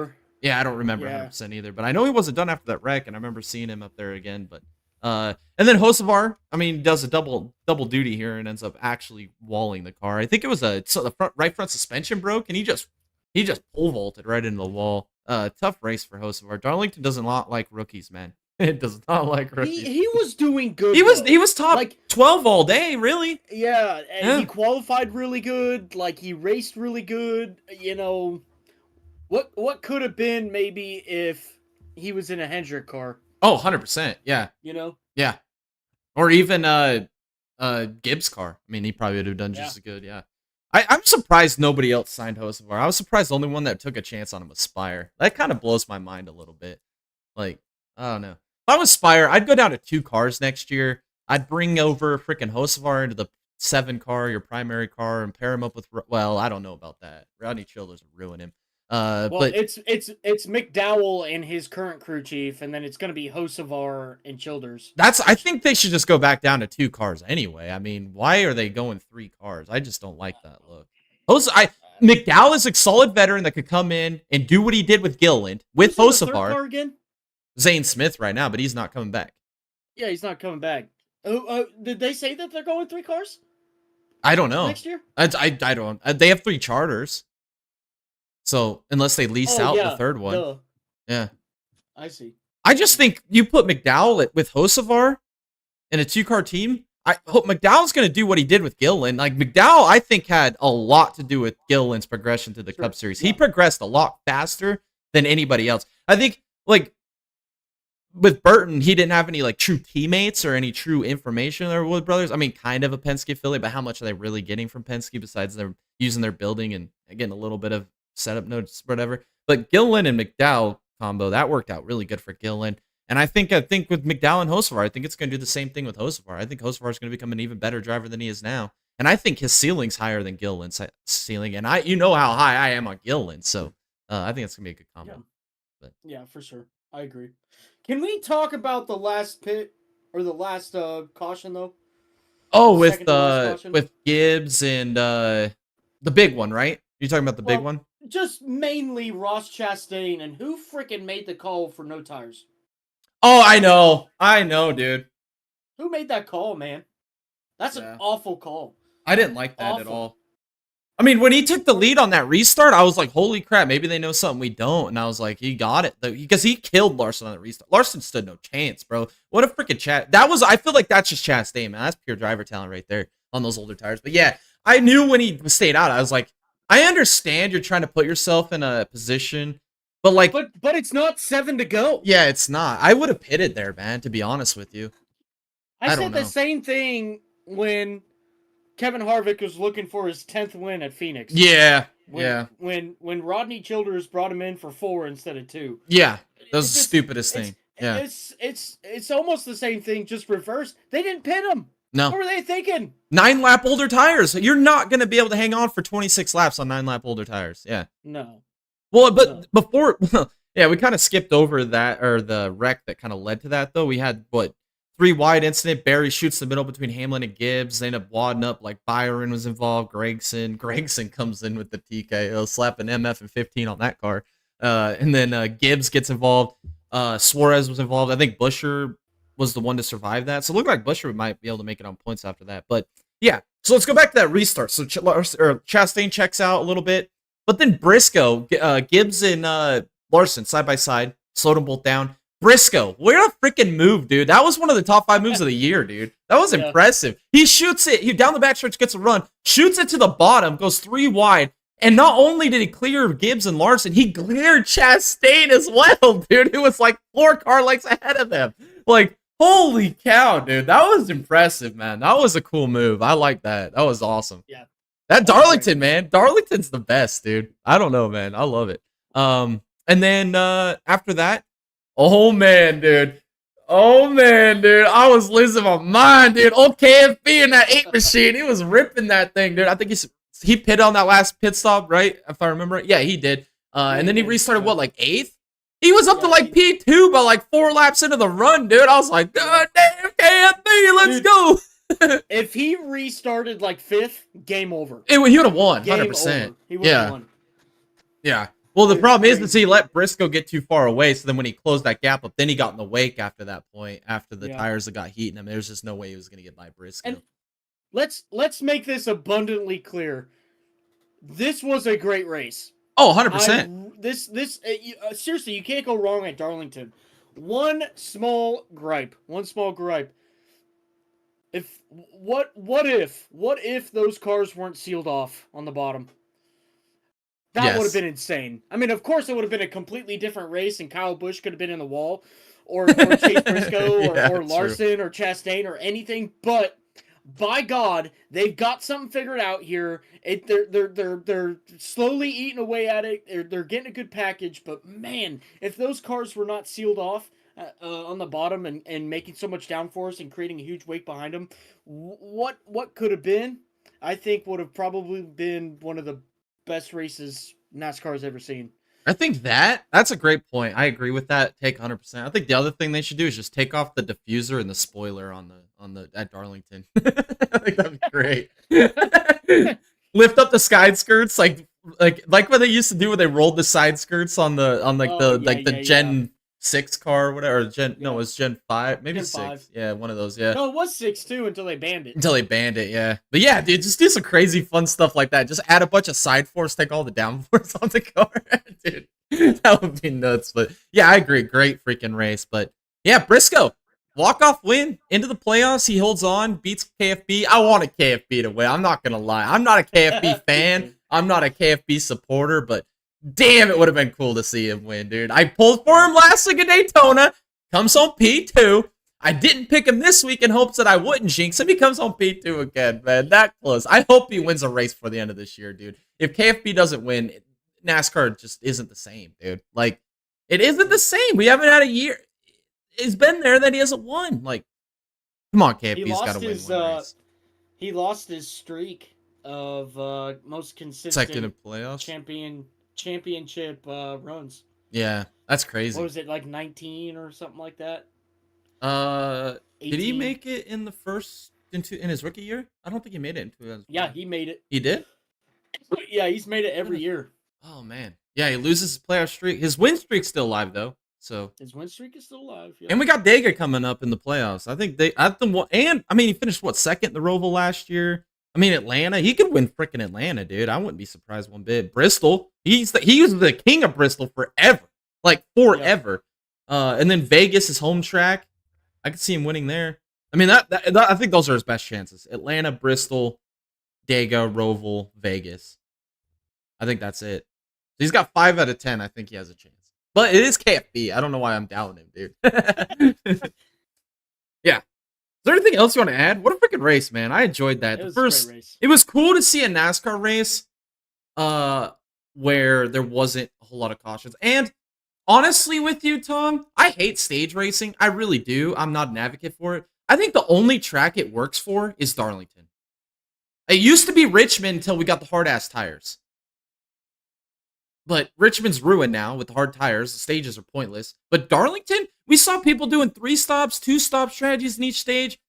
Actually was entertaining. We had a lot of pit stops. Usually with the stage racing, you don't get the pit stops. So I'm okay with stages at Darlington. I would prefer it without, obviously. But I didn't mind it. I didn't mind it too much. Didn't really bother me. I don't think it took away from the product too much. That could be an L take, honestly. That could be an L take. I don't know. I still think that a race should be a race without stopping unless there's an issue on track. To me, yeah. I don't know. Look, the side-by-side battling and the people running down other people and trying to make passes at the end of that race, I mean, it was just good throughout the whole thing. Yeah. And to that, I give the props because that was a fun, entertaining race. Yeah, I agree. There's only 3 crown jewels on the NASCAR schedule. It's the Bristol Night Race, Southern 500, Daytona 500. And you can't prove me wrong. I think those are the only 3 crown jewels NASCAR has. Hey, the 600, yeah, or the Brickyard 400. Yeah, no, those aren't crown jewels. We got 3 crown jewels, and that's it. Like, get away from me with that. Yeah, great race. Alrighty, point standings. We'll do that in a second when we go through our... Yeah, we'll do that after we talk about our driver and bonehead of the week. So, drivers of the week, old Connor Cooter Daly, P3 race 1 in the IndyCar race. Unbelievable. Sky is falling. I'm also going to nominate Santino as well. Him and Cooter, man, what a great race they had in race 1. Santino, they missed it in race 2, and then obviously Cooter had the issues in race 2 as well. But yeah, that was awesome. And then I'm also going to nominate Chase Briscoe for that walk-off win. I usually never pick a race winner to win the driver of the week. But wasn't this guy dead last in freaking points coming into this race of the full-time guys? I mean, talk about a walk-off win, man. That was and nobody saw this coming. Nobody saw this coming. And it's not even like he just like showed up at the last 5 laps, stayed on old tires, and stole the freaking win. He was top 3 all day long. Like I said, Larson, Hamlin, Briscoe were your 3 best cars. I don't care how you slice it. You could throw Reddick in there as maybe an honorable mention. Byron, maybe an honorable mention. But the 3 best cars, man, Larson, Hamlin, and Briscoe. And Briscoe was the one that got the job done. In a freaking Game 7 do or die moment. Like, great job by Briscoe. Boneheads of the week. I forgot to talk about this in the IndyCar race, but Christian Rasmussen dumping Graham Rahal. I mean, he just ran right through Graham Rahal. Poor Graham, man. He was like, his post-race interview was so good. This is the worst oval car I've ever driven in IndyCar history, dude. It's like, this is a terrible weekend. So I'll nominate him. Will Power. Absolute choke job. Championship is most likely done. That was just embarrassing. I'd be embarrassed if I was Will Power after that. And then obviously I'm going to nominate MTJ, Martin Truex Jr. as well, for running out of talent in the Cup race. I mean, he's lucky the way it played out where he's got to keep the points or get into the playoffs, but that was pretty bad on itself. So we'll put those up for you guys after this podcast for you guys to vote on. But next, Tom, I think it's time we do our playoff predictions. I think it's time. I've worked up a little bit of notes here. We're going to see. I've got some talking points, but so first round, Atlanta, Watkins Glen, Bristol. Interesting round. I guess I'll go first with my 4 eliminations, and I'll let you go next. So, and I'll explain. So, Cindric, I obviously have him going out in the first round. He's going to be terrible at the Glen and at Bristol. But the only caveat to that, and the only way I would vouch for him to make it past this round is if he wins Atlanta, or if he gets like a lot of stage points and a really good run at Atlanta. Maybe he can find a way to point his way in. Because Cindric has been one of the best drivers at Atlanta since the new repave. So, watch out for him there. Burton has 0 chance of advancing. I don't look at any of those tracks as a strong point. Unless he gets some Mickey Mouse crap at Atlanta, I don't see him advancing. Suarez, I think he's gone too. Yes, he won at Atlanta earlier this year, but I don't think he actually won that race. I think it was Blaney, but that's not my place to say. I don't see him doing good at Watkins Glen. I don't see him doing good at Bristol. Honestly, Trackhouse has been dog water this second half of the season. It's been terrible. So Suarez stands no chance. And then I'm going to eliminate Bowman as well. I know that I'm a Bowman fan. I kind of thought he was going to make a deep run, but he's fallen off a cliff the last few weeks. He's terrible at super speedways. We got one of those. The Watkins Glen's his worst road course on his entire resume. And then Bristol, we are bringing back the old tires. We are bringing back the soft tires back to Bristol. I think Bowman's one of the top 5 drivers in the Cup Series at saving tires. So if he does advance, I think it'll be that Bristol win if he can get it to happen. But that's what I'm looking at. So Cindric, Burton, Suarez, Bowman out round 1. All right. I'm gonna go with Cindric for the same thing. I still don't think he has a chance, even at Atlanta. I just don't. I just don't think so. Well, mainly it's because I just have no faith in him at all. There's zero faith there. Obviously, I think my next one's gonna be Burton. I'm gonna have Burton out. For obvious reasons as well. Next one may be a hot take. I don't think it is. But I think Truex is out first round. Like what you said during the Southern 500, during the Southern 500. Has the team checked out? What's Truex doing? It's so bad. It's so bad. I don't think Truex literally is. He's not bringing anything to this round, and I just don't think that Truex has it. I think he's gonna wreck in 2 of the 3 of the races, and he's gonna sit there and smile, and he's like, "Oh, we're gonna go trophy hunt now," and acting like he is gonna win a race. So I just don't think that Truex is gonna do anything. Now, my last pick, it's hard, because who I have it against is I have it against Suarez, I have it against Briscoe, and I have it against Bowman. So, Suarez, Trackhouse, horrible this year. What an absolute damn shame that team has gone through this year by not picking up multiple wins. Chastain couldn't even be a part of the championship run here. I think that's a crime. I think it only goes to show how weak that team is right now. Bowman, he got that win in Chicago. He was fast. I mean, it wasn't like he got a little bit of strategy there. He is fast. I know Watkins Glen is kind of a bad track for him, but I mean, he won on a road courses or street course this year. So, I mean, he's got that going for him. He's got a little bit of momentum there. Briscoe, I really don't want to eliminate him, but he's so inconsistent with his runs. I mean, he did freaking phenomenal at Darlington, but can you name another race where he did that well? None. Just right off the top of your head. Well, I can name 10 that he did terrible at. Well, hold on. There's a couple. He's got a couple top 5s this year. So, I mean, I just feel like it's super inconsistent. I don't know. I think the safe bet is Suarez to get out. But Bowman's going to keep it on track.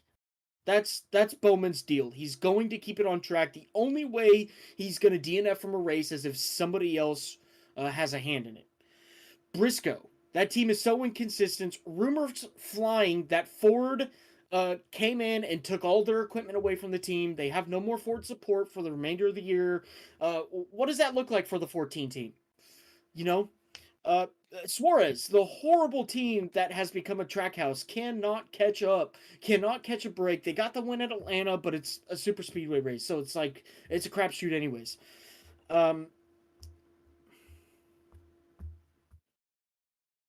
It's got to be Suarez.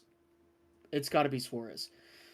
Just because of the team. The team is just so bad. Bowman is a great driver. He'll keep it on track. He'll get some good points runs. Chase Briscoe's so inconsistent. I can't even begin to explain to you what that may look like in the first round. So I'm going Suarez. Alrighty. All right, round of 12. We got Kansas, Dega, Roval. This is the end of the road for me with Briscoe.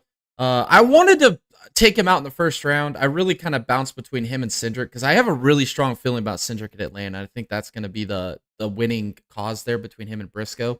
But I think that the underdog story, I think we see it every year, right, Tom? Every year in the playoffs, we see one team you do not expect to make it to the round of 12 and even sometimes into the round of 8. Happens every year. I think Briscoe's that team this year. The momentum is at an absolute high. I mean, their confidence has to be up. I think the whole team's going to rally behind them. I think that's going to be enough to route them to the round of 12. But it ends in the round of 12. I'm also going to eliminate Gibbs. A lot like with what we said with Truex. Gibbs at the beginning of this year looked like a legitimate championship contender. And as the season progressed, especially in the summer months, the reliability wasn't there. The runs weren't there. Some of the runs were there, but the finishes weren't there. Like you'd see Gibbs at the beginning of the race running 5th, 6th. By the end of the race, he's back in like 14th. That's not going to be enough to advance out of the round of 12, in my opinion. And then obviously Truex is out in the round of 12. I honestly had him and Bowman switch. I had Bowman out in the round of 12, Truex out in the round of 16. I swapped them purely because of the way the track's laid out in that first round. I don't think it suits Bowman. I think it suits Truex better. I think Truex is probably the best driver in the series at saving tires. Bristol's going to be good for him. His track record at Watkinson's been good for him. So I like those odds for Truex to make it to the round of 12. But when we get to the round of 12, I just don't. Kansas is the only track on there I see him doing well at. Truex is gonna have terrible luck at Dega, and I think he's gonna have terrible luck at the Roval. So I'm gonna eliminate him there in the round of 12. And then also this one might be a hot take. This might be a big hot take. Byron, he's out in the round of 12 this year. I was so high on him at the offseason. I said he was gonna make championship 4. I said 24 and 24. I have not seen the Byron we saw from February to May has not been the same. Ever since like the month of June hit, all through the summer leading to the playoffs, Byron, where has he been, dude? He has not shown the speed. This round, I mean, let's say he has a bad run at Kansas. He's like a top 15 car. Then he wrecks out of Dega. He's cooked, man. He's cooked. He's down. He's out. So I think 2 of the Hendrick cars are going to be out in the first 2 rounds, and I think it's Bowman and Byron. So yeah, just to recap, Briscoe, Gibbs, Byron, Truex, they're out in the round of 12.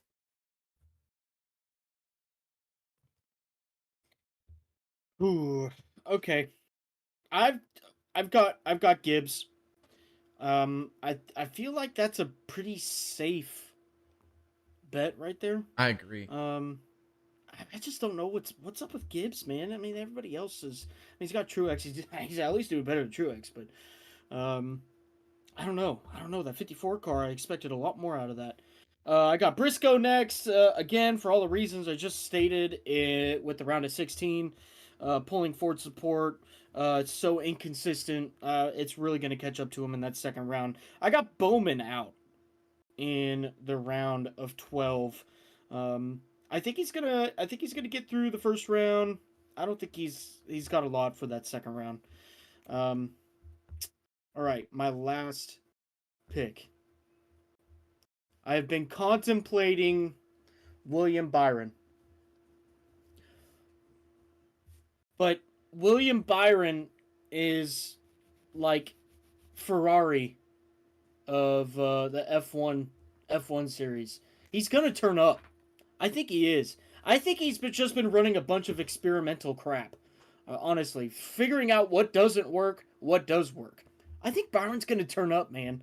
I don't think it's going to be Byron out. I'm going to call it. I think for me, it's either Elliott or Keselowski, and I think it's Elliott. I think Elliott's out. I think Keselowski makes it. I think it's going to be a freaking nail biter, or Keselowski's going to win. Dega. Yeah, Dega. Thank you. Yeah, man. I think that's it. I'm going with that. I got Gibbs, Briscoe, Bowman, Elliott.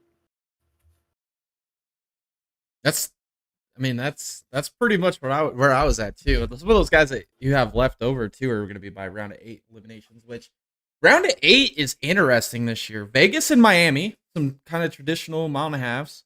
So there's some guys that I definitely look at to advance this round. So I'm not going to put them on my elims. The one wild card for me is that Martinsville race, and it's going to be interesting. I'm going to eliminate Keselowski right away. I just think in the round of 8, he's done. I think he's cooked because of the amount of playoff points he's going to be in a deficit at this point. And I just don't know if he can win at any of those 3 tracks. I mean, he's shown the pace of the mile and a half. RFK has, but I mean, look at the competition he's got to beat to win there. I just don't see that happening. I'm going to eliminate Hamlin. That's my next elimination here in the round of 8. That's the same type of year, round at the same time every year where Hamlin gets in his head and chokes away the championship. I don't think he makes championship 4 this year. He's going to find a way to ruin it right there in that round of 8.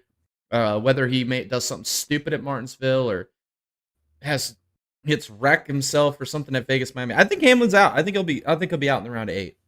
And then after this, it gets tough. I guess my easy one here, I'm going to say Elliott. I think Elliott's out in the round of 8. I don't think he makes it past this round. The only track I really see where Elliott could absolutely dominate and make his way to the championship for is that Martinsville race, but there's a lot of other guys in front of him that I feel like could do the same. So Elliott's out. And this might be controversial. Because he is your regular season champion. I think Reddick's out. And it's hard to say that because Vegas and Miami, he could win both those races. But if he does not win Vegas and Miami, Reddick is out in the round of 8. He is terrible at Martinsville. He's a terrible short track racer.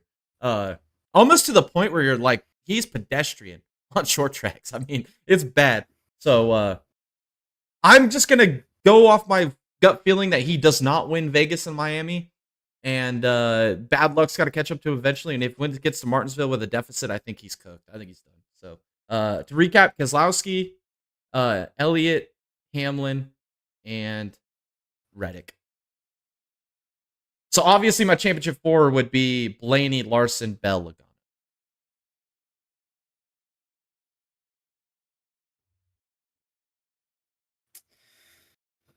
Oh.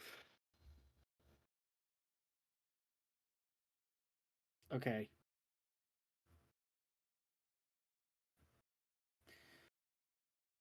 Okay. I think I got my. This is hard, man. It's really hard. So good. All of these guys are good this year. Like they could all win the championship, 100%. Really good. Okay. Let's see. No, I can't do that.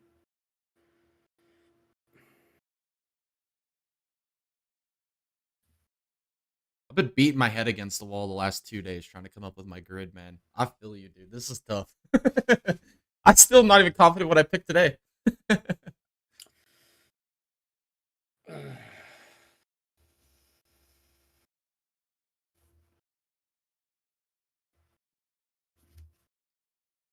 Okay. All right, so round of 8. I've got Keselowski out. I just don't think their program's just quite strong enough. Anything could happen, though. I mean, RFK is getting stronger every freaking race. You got to watch out for him. I don't know. I feel like Kez could be a wild card. Hamlin, typical Hamlin rotation. Larson, hung money. Byron. I think Byron is. Byron, man. I know he's gonna turn up. I know, but it's concerning because in the last 5 races of the regular season, he still hasn't done anything. So like, that's what I got, man. That's what I got. That's what I got for the final 8. I got Kez, Hamlin, Larson, Byron out. My final 4 will consist of Bell, Reddick, Logano, Blaney. That's good. All right. Well, now that we got our final 4s, I'll make my championship pick. So I've got Blaney, Larson, Bell, Logano. This can be a great final 4 if this is the right final 4. Logano. I mean, every even year. Yeah. Every even year is in that championship 4, man. It's going to happen again this year. I just know it is. Logano is really turned up. Ever since he got off that milk carton, man, he has really been a championship contender. The playoff points might not show it, but I think Logano's going to win a couple races in the playoffs leading into this. I really do, man. I feel confident about that pick. Larson, hung money. He's going to choke this championship away. I'm not taking him at all. So let's take him off the list. Leaves me 3. Blaney, that 12 team just doesn't seem as on fire as they were last year, and I don't know if that's going to change in the playoffs. He's not going to be bad. Obviously, I got him in my Final Four, but I mean, if Logano's there as well, it's going to be tough for him to beat Logano. So I'm going to eliminate Blaney as well. So now it comes down to Bell and Logano. Who's going to win the championship? Oh, that's a good matchup, man. I'm going to do it. Christopher Bell wins the 2024 NASCAR Cup Series Championship. He, if my prediction's right, that'll be his 3rd straight year in the Final Four. Learned the first time, wasn't able to win it. Second time, had the issue with the brakes. I don't think that's going to happen again. He is the best on flat tracks. It's New Hampshire, Phoenix early this year he won. Yeah. Bell is unstoppable on these mile or under flat tracks, dude. He is unstoppable. And I just think 3rd time's a charm, man. I don't think you can go there 3 years in a row and not win it. I think he's going to have to hold off Logano at the end of that race, or even have to maybe attack Logano to go get that win in that championship. But yeah, Christopher Bell, he's going to be your 2024 NASCAR Cup Series championship, and it's going to be a pretty cool moment. All right, so I've got Bell, Reddick, Logano, Blaney. I think Blaney's going to be strong. I think Reddick's going to be strong. I think that 45 car has found a new gear, and it's just really strong. I think he's going to make it through all of these. I think he's going to make it through all of the rounds just fine. Bell, stupid strong. Logano is the question mark. But what do we refer to with question marks? We refer to previous stats. Man, I think Bell's going to be a huge contender. Like what Jay said, 3rd time, he's made mistakes. He's learned. 3rd time's a charm. Bell, great pick for himself to be the champion. Reddick, I think he's got to learn. I think he's got to learn before he wins one. I think this would be his first round of 4 appearance. So I think it's going to be a good learning experience for Reddick if he can pull it off. Holy cow! But I just don't think it's his time. I don't think so at all. I think the 2311 crew is getting stronger every race as well, just like RFK. But I just don't think it's the right time. Blaney, back-to-back champion, can happen for sure. I was the only one who chose him for last year. And he was just really freaking good.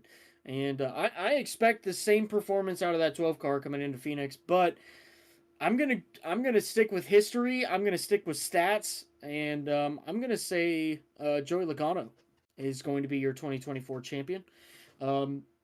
And I think that every year we go back to Phoenix for the championship race, Penske just gets that much stronger. And if those two make it, one of them is definitely going to win it, but I'm going to choose Logano. There it is. No, that's good, because I think Logano is going to be, I think it's between Bell and Logano, and I think it's going to be a great finish. It's going to be a lot like last year with Chastain, or maybe it was 2 years ago with Chastain and Logano. I think it's going to be the same way. Yeah. I think it'll be Bell running down Logano at the end of that race. I think that's my prediction. But I like your point you made about Reddick, right? What did we always say? You got to lose one before you can win one. I don't think Reddick's ready yet. I think, like I said, I have him out in the round of 8, and I just think it's experience in the short track in Martinsville. It's really going to hamper him. But that's it, man. That's our predictions for the playoffs. You can comment and tell us how dumb we are, or call us inbred Alabama Bama-mans or whatever you want. I don't really Chauvinist. care. Yeah. Yeah, you do what you must. But that's our predictions, and that was off the cuff, man. I've been beating my head against the wall the last few days trying to map out these tracks and stats and really just recent trends and question marks, right? You got to go off of recent or with question marks, you got to go off stats. So yeah, I'm hit that one on the head, or the nail on the head on that one. But there it is. That's our championship championship playoff predictions there for 2024. We'll see how that all plays out. Maybe I'll make a graphic and a poll so you guys can vote which one you guys like more, mine or Tom's prediction there. I'll have to go back and watch this, make a graphic and post it. So, alrighty. We still got races this weekend, dude. The opener for the playoffs. We got 2 races this weekend. We got the Xfinity and Cup at Atlanta. So notable entries in the Xfinity series. We got old Lawless Allen in the number 15 AM Racing. I thought that was notable because slapping MF and 15 on it. Taylor Gray in the number 19 JGR Toyota, and then Ryan Schrex in the number 20 JGR Toyota. That could be some heavy hitters right there if they get linked up. And then also Corey Heim. I always got to mention when Corey Heim's racing the number 26 Sam Hunt Racing Machine. And then in the Cup Series, Rick Ware Racing's got Cody Ware behind the wheel, the 15. SVG's back with Colleague in the 16. Old JJ Yaley with the NY Racing number 44. And then old BJ is back in the number 78 Live Fast Machine. All right, let's get into it. Xfinity Series on Saturday, Xfinity 4 or Focustel 250. I went so back and forth on this one. Well, not for my favorite. I'll just get that out of the way. Jesse Love. I know Daytona didn't work out for him, but I know he had a fast car. They just missed the setup.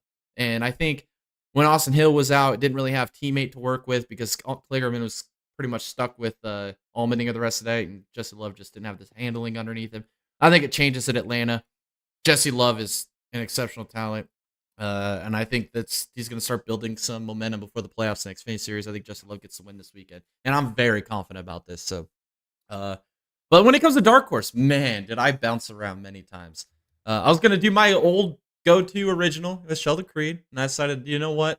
I keep beating my head against this wall every week. And it's for what do they call it? You do the same thing over and over again. It's insanity. It would just be insanity for me to sit here and tell you Sheldon Creed is a dark horse this week.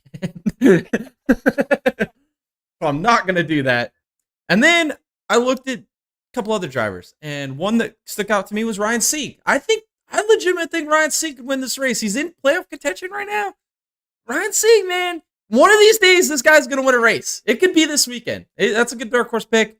But you know what? I'm going to go with the guy that I believe could have won at Daytona. I think that with the Allmendinger shenanigans coming down to the inside, Kligerman, I think, would have been able to push Allmendinger to the front. And I think, who knows what happens on the back straightaway? Who knows? Maybe Kligerman gets a run from behind. Goes around Allmendinger and wins that race.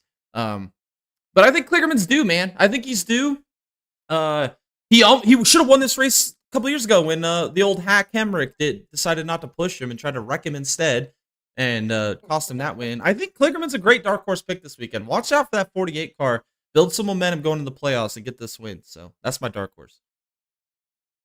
Oh, man. I thought about this one for a while, too. Originally I have Love.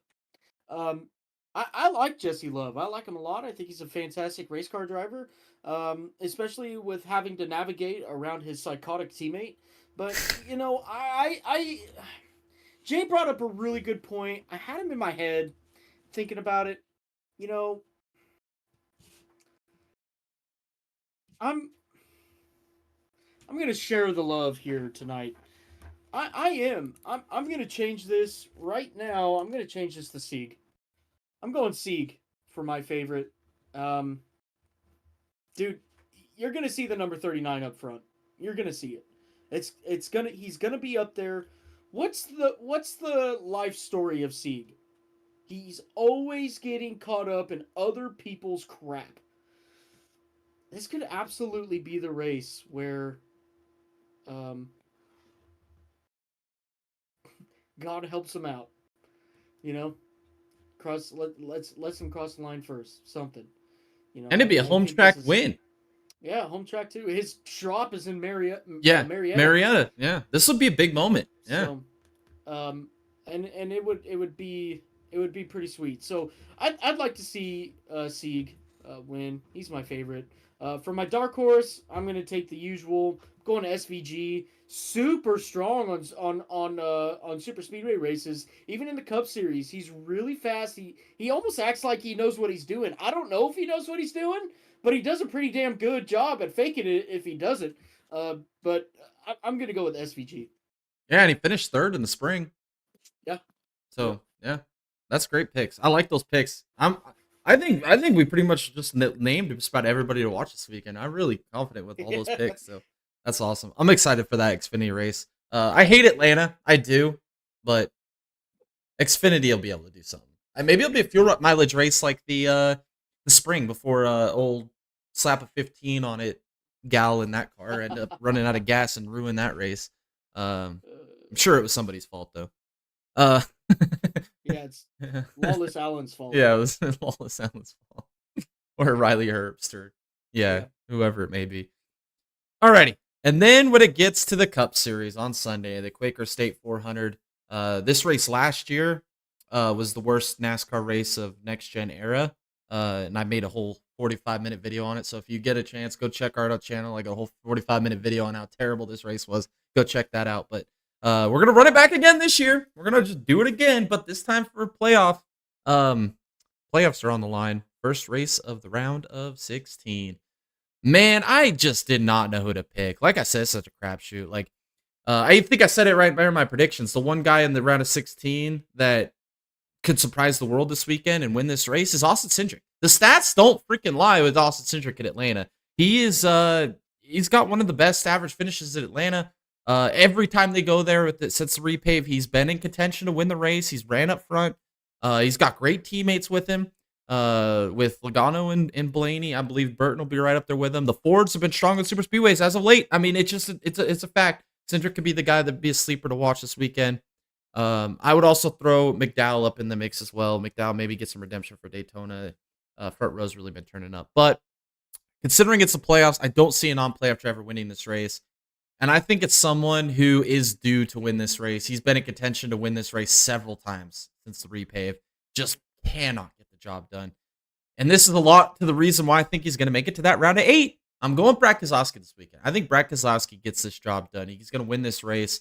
I think he's going to control a lot of it too. I mean, we saw how fast he was at Daytona. I mean, if he didn't get caught up in someone else's crap, I think you could control your race a lot better at Atlanta because you get that rubber band effect crap where if you just stay on the outside lane, you can control the lead. Don't take any stupid blocks. Keselowski's a master at that, man. He is one of the greatest super speedway drivers of all time.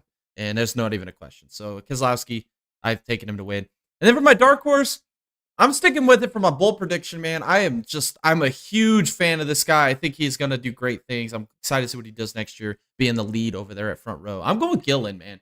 I think Gillen is going to be up front in this race all night long. Him and McDowell, all the Fords are going to control this race. I just think it's a Ford-dominant race.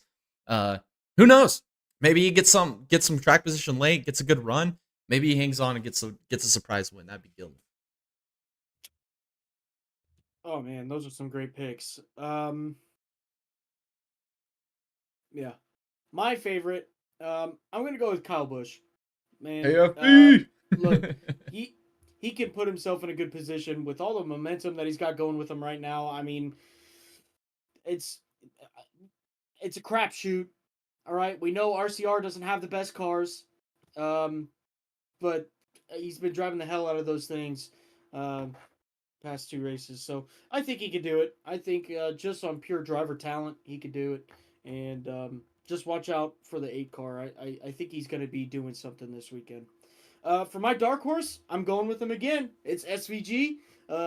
With everything that I said beforehand, the super speedway seemed to really fit him. If he doesn't know what he's doing, he does a great job to cover it up because, by God, he looks like he knows what he's doing. And just doing it in a Cup car. I think it's going to be the same SVG that we see in the Xfinity car. He's going to be fast. He's going to be moving forward up front and making it exciting. Alrighty. No, that's great picks. I'm excited. That'd be awesome if KFB won, though, man. Oh, that'd be so freaking cool. I think I'll be more happy with him winning than I was when watching that Chicago Street watch party. That'd be just so cool to see him win. I think my neighbors might have heard me on Sunday, man. I was screaming at my phone. My internet was out, so I had to watch on my phone. I'm just sitting in my bed, just freaking screaming at my freaking top of my lungs for KFB to go get the job done. He just didn't get it done. That sucked, but that'd be cool to see. All right, let's do our final thing for the night. We're going to do some NASCAR fantasy for this weekend. It all resets, kind of. We get every driver now we get 5 picks on instead of the 10 we got through the regular season. So it kind of changes the whole outlook here. But like I said, my trend this weekend, I think it's going to be a Ford-dominant race. They're going to score me all the stage points I need. They're going to be there at the end, unless they all wad up in a big wreck, which could possibly happen like it did at Daytona. But I'm going to go security off of the amount of points they're going to score through the stages. I'm going to go Logano, Keselowski, Blaney, Cindric, McDowell. And I don't think I need to explain any of that. I think that's going to be the guys that we're going to be watching at the end of this race, dominating this race. Absolutely. I'm kind of going in the same boat, except I did choose Kyle Busch. So I got Kyle Busch, Keselowski, I got McDowell, I got Gilliland, and Busher. That's good. I was gonna put Gillen on there instead of Cindric, but I just the stats, man. Stats on Cindric, Yeah. and I don't want to jinx Gillen, man.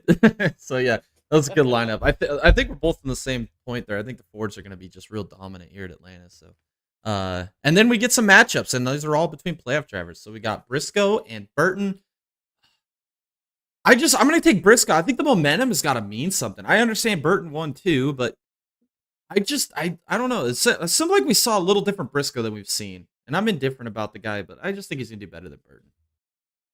I mean, even with all the inconsistencies that Briscoe has, it's still a better car driver than the 21. It's Briscoe. Facts. Next one is Blaney Hamlin. I think this one's easy. I just don't see Hamlin doing very well in this race. I mean, out of all the races in this playoffs, I think this is probably his weakest, and maybe Dega if something bad happens. I don't know. I'm gonna take Blaney. I think Blaney will be up front.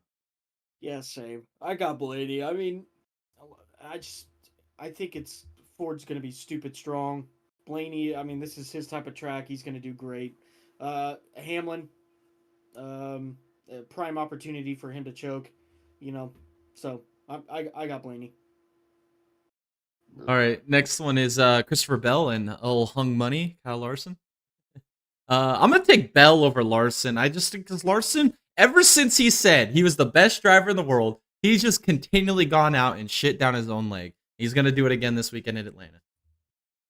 Yeah, I mean, we're talking about hung money here. It's Chris Bell, man. All right, and then the last one is Reddick and Byron, and I'm gonna go Reddick because again, like I said, Byron has been non-existent, man. Like, where has he been since June, man? I just don't see him making a deep playoff run, and I had him as my off-season championship favorite, and I stuck with that. It really looked good during the early parts of the season. He's just falling off a cliff, dude. So I'll go Reddick. I think the momentum's there. Yeah, I still think though that Byron is going to turn up. I don't know when. Um, but just over recent performance and momentum, you have to choose Reddick. Reddick is the only one that you could choose right now in this matchup. All righty. Well, that is it. That's our fantasy picks for this weekend. Super excited to see these. Well, it's Atlanta. I'm just excited the playoffs are here. Like, this is the part of the year that gets really entertaining. So we'll see how Atlanta works as a playoff race. But what an awesome weekend of racing, Tom. That was so much fun to watch. I enjoyed all of it, man. Like, Sunday was just so much fun. We had some good F1 race, IndyCar. Then we had a fantastic Darlington race, which is always expected. And the Xfinity race was also pretty good too. The IndyCar race drama on Saturday as well. We're getting to that time of year, dude. We're getting to that time of year. Championships are about to get crowned, and this is one of the best times of the year because we have so many great championship battles happening in all these different series, and there's just so much to keep track with and to enjoy and appreciate. Like we said, I think Tom said at the beginning of the podcast, we said this is going to be the best year of motorsports ever. So, man, boy, we're in a rough little phase there for the first couple months, but it has really turned around, especially around the summertime and then down into this stretch of the season. So, super thankful for that. Great racing. But, yeah, that'll wrap it up for this evening. Thank you guys for tuning in. Make sure to follow us on all of our socials. We got X, Facebook, TikTok, Instagram. We're streaming on Kick as well. And then as well as a Patreon for some extra content. All of those proceeds help us continue to make content for you guys here on YouTube. And keeps this podcast rolling every Tuesday night. We're on episode 86. Can some believe we're only 14 weeks away from old 100. Unbelievable run. But yeah. Is there anything else you want to mention? Yes. Okay, so our new Thursdays. Sorry I couldn't make it last Thursday for the last round of RTP IndyCar. It wouldn't have mattered anyways, but you know how it goes. I was out of town traveling for work, so I just couldn't get a setup going or anything like that. So but what are we going to be doing on Thursdays? I think we announced the last time, but regardless, Jay and I, we are going to be doing an F1 2024 season, and where Jay and I co-op career in the game, and make our own team and try to go against the best. We've got some great settings. It's going to be challenging. It's not going to be easy. I expect a lot of last place finishes at the beginning because it's just not going to be fun. But we're pretty committed to this. I'm really excited. I I think am you're too. excited too, Oh, I'm Jay. I super mean, excited. It's gonna be so much fun. but we're gonna postpone it 1 week, and Yeah. we're gonna start it next week. Just to get a little bit more things in place, get a little bit more going on, and make sure we got the best product for you guys. So, but with that being said, that's going to be our new Thursdays moving forward, and And with maybe that, after we might do have 2 streams so we can get both perspectives. We might want to do something Yeah. like that. So yeah, Yeah. lots of different stuff. So we'll have 2 streams at once, or maybe we'll switch and maybe 1 week's Tom's perspective, my perspective. We'll figure something out. But yeah, lots to look forward to that. It's gonna be fun. I'm super excited. But sorry, I didn't mean to Yes. cut you off. You were going with something No, else. it's good. I mean, we've got lots of possibilities with this. We're really excited about it, and just ready to have some fun, man. We're couch racers, baby. Heck yeah. Oh man. Yeah, and there, you're gonna say something else. Maybe something else that we're gonna do on Thursdays too, or maybe I'm wrong on that. Assuming that. Well, I don't know. I've got ideas, but Yeah, we're gonna have well, basically, yeah, we're gonna have at least 2 streams a week. The obviously with the podcast, and then we're gonna be doing that one thing. Maybe some other ideas. Maybe you guys have ideas of stuff you want us to try or do. Maybe we do F1 for like 3 or 4 weeks. We take 1 week off and we do something different, and then go back to the F1 or whatever. You know, we can do whatever we want, change it up, have some fun Yeah. with it. So, if you guys have any ideas, but definitely tune in for the F1 thing. That's gonna be so much fun. And then obviously gonna be lots watch of fun. parties as well. I gotta get that poll Yeah. up. I completely spaced it. So I'll get that poll up for you guys here in the next couple days. We'll talk about it, and yeah, I might do that tonight. I might get that poll up tonight. I completely spaced it, Tom. I forgot we were already in September. Man, it's flying by, dude. So yeah, we'll get that. Me and Tom, maybe after this podcast, we'll sit down for like 5 minutes. We'll talk about the race. We'll get that poll up here tonight for you guys to vote on. So let your voice be heard. We love doing watch parties and hanging out with you guys. So yeah. Is there anything else you want to add tonight, Tom? Is there anything else we might have missed? I mean, oh, short track feature. If you guys get a chance, go check out our channel. I just posted a short track feature of the trip to Roseburg, Oregon for the high limit sprint car race. It showcases Douglas County Speedway. So if you guys are interested in high limit sprint cars, short track racing, dirt racing, any type of racing, go check that video out. It's pretty cool little watch. A lot of action from in the bleacher perspective. Got some cool views of a lot of cars and kind of the area of Douglas County. If you guys are ever in that area, go check it out. So yeah, go check out that video. I think it turned out pretty good. Yeah, I think that's it, Tom. I think that'll wrap it up for Tuesday. Another awesome fire podcast here talking about some racing. We'll be back next week to talk about the Atlanta races, obviously, and then preview the onslaught of races following, including that IndyCar Series Championship. We're only 12 days away? 11 days away from that? Oh, I'm super excited. So That should be the watch party, baby. I think so. I think honestly, Vote yeah, that might, yeah. Vote Vote it. for the IndyCar finale at Nashville. That race is going to be amazing. Championship on the line. We'll probably do it anyway if it doesn't even win. I don't even care. Yeah. Alrighty. Thank you guys again for tuning in. And this has been also another podcast, and we will talk to you guys in the next one. Have a good evening, everyone.